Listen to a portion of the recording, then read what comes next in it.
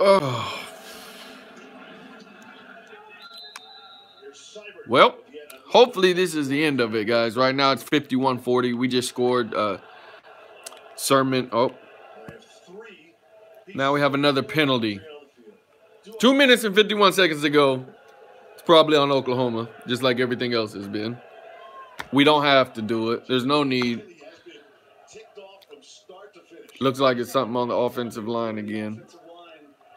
Give me 1 second. Sorry, guys. I just want to see what it possibly could be, because the penalties killed us all night. Let's just listen to this. Okay, shocker. Okay. Unsportsmanlike conduct. Evans again. God dang.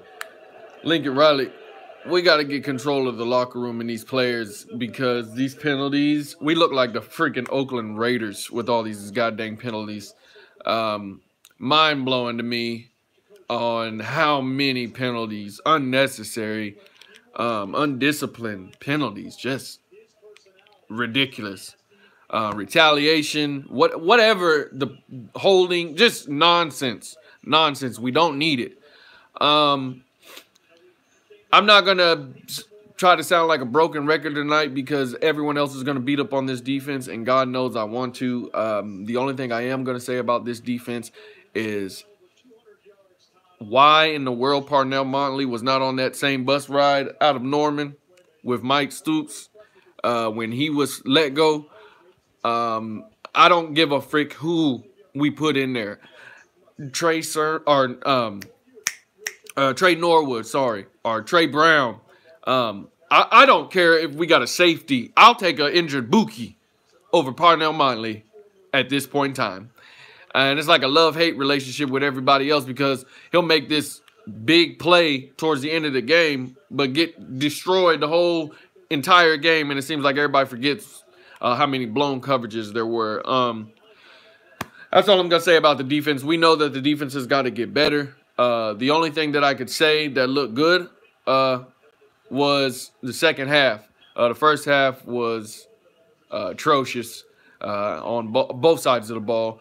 Two, uncharacteristic interceptions by Kyler Murray. But good to see his body language on the sideline with Lincoln Riley. It was no frustration. There was no anger. Calm, cool, collected. Unlike Baker Mayfield, he doesn't wear his emotions on his shoulders. So that was a good positive. One of the biggest positive things I can take from this game, watching this game, is the offensive line. They are some nasty men, just beasts.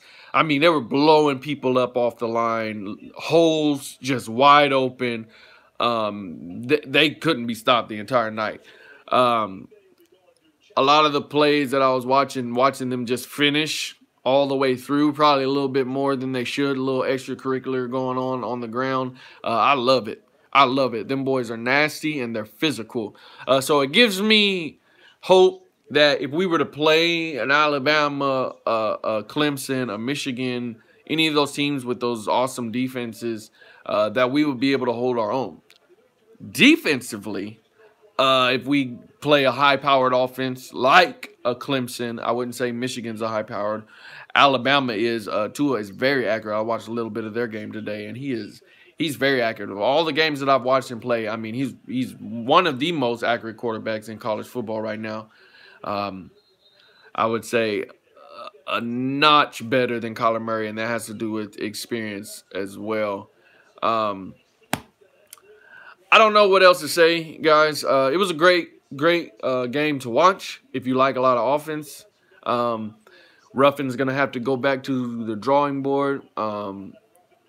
The defense, I don't know. We can't expect miracles. I mean, the same players are still there. Schemes are just changing.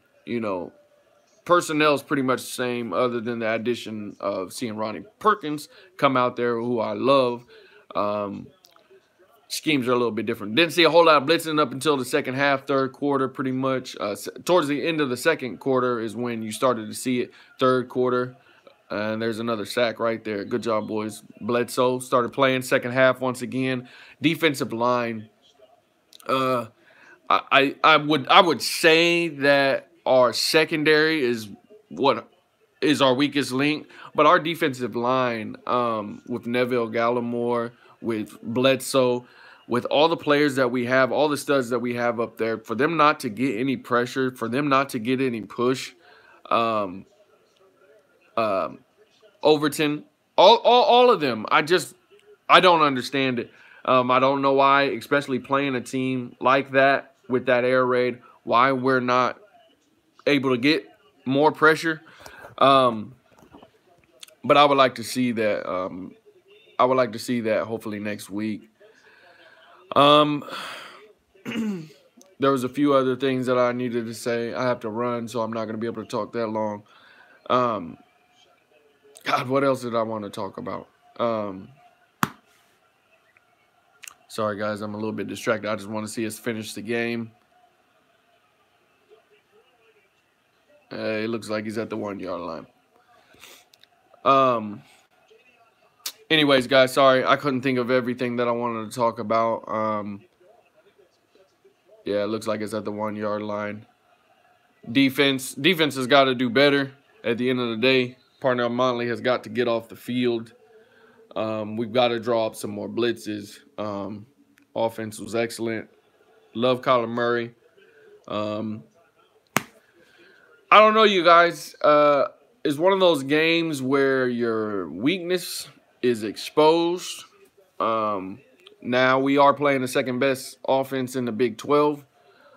So for me personally, I feel like if we're going to play any high-powered offense, if we could slow them down, we'll be okay. But you also got to look at it like this. They're not even close to being one of the best defenses in college football. So if they're able to stop us and we're making all these stupid penalties that are getting us to go the other way, we can't expect to be able to beat even a Michigan, to beat a Michigan, a Clemson, or any other teams, a Georgia. We have got to get better. And usually this is around the time when we get better. Shout out to Kyler Murray. I also seen on the Sooner Scoop when I was Googling some stuff during halftime that Kyler Murray broke a record today. He threw for 8 consecutive 3 touchdowns in a game, 8 consecutive games. Sam Bradford held it with 7, and this is 8 for Kyler Murray. So congratulations to him. I don't know a game that he's played where he hasn't broke some sort of a record. I mean, the kid is a stud. Well, we let him score with 1 minute and 5 seconds to go. So game's still not over.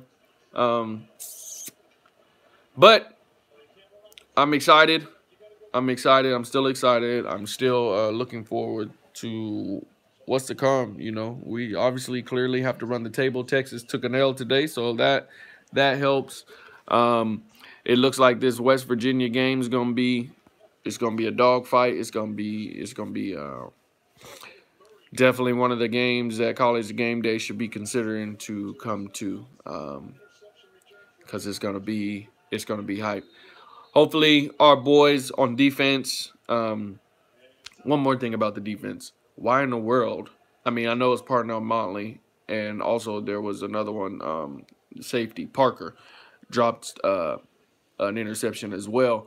Like I said last week, why in the world are we not working on wide receiver drills with the defensive backs, with the safeties, with all of them? Because I wanted to throw up. I'm so sick of seeing dropped interceptions. I mean, points just being dropped every game. Every game we see this, and I'm tired of it.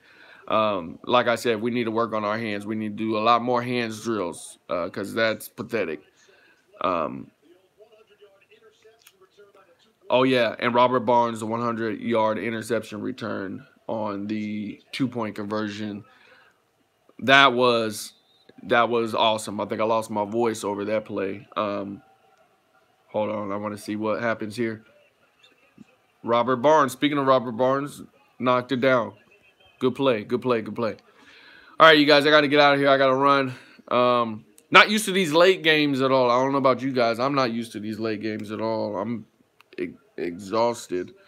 I'm used to these early games. The whole week, and especially today, it just felt funny. Like one of those games, you know what I mean? Like the players might be tired, or they're gonna come out, sluggish. And to see Kyler Murray throw them 2 interceptions, I ain't gonna lie, about threw up everything I had just ate. And it just kind of felt like one of those games. You Sooner fans, we know the feeling, that sick in your gut feeling like, oh, okay, it's one of those. All right, it looked like it was about to be a rout. And our defense stepped up. Our offense finally got it rolling. The running game, which cannot be stopped with that offensive line. Doesn't matter who you plug in back there. They're going to make plays. Didn't see a lot of Kennedy Brooks, which I was surprised about. We've seen a lot of Sermon, who looks like he runs in slow motion, but he gets the job done.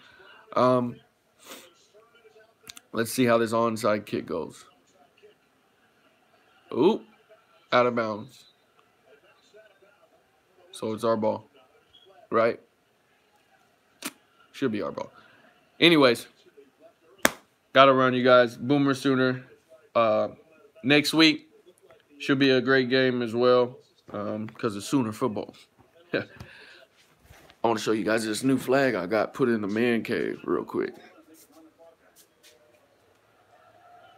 Saturdays are for the boys. Really cheap, man. Found it on eBay.